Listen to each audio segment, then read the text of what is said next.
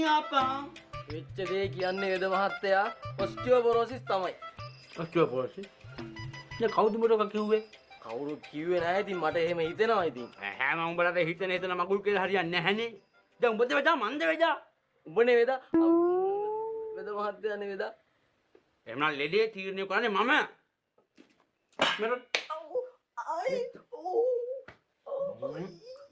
මට පේන්නේ වාතේ. අනේ වාතිකුත් ගියාද? සමාවෙන්න ඕනේ. කොන්දේ අමාරුවට යනවා තීරුන්නේ. ඒ මොකක් නෙමෙයි අකෝ ලෙඩේ ගැන කිව්වේ. මෙහි අර බෙහෙත් මේක තමයි තෙල්. සතියක් යනකම් මේක මෙච්චිලා ඒ අදාන ස්ථානයේ හොඳට තමලලා ගන්න ඕනේ. නාල කළා නටන්න යන්න තිබ්බා. සතියක් යනදී අඩුුන් නැත්තම් වරෙන්කෝ. එතකොට වේද මහත්තයා සතියෙන් හොඳ වුණ නැත්නම් අලුත් වෙලක් දෙනවද?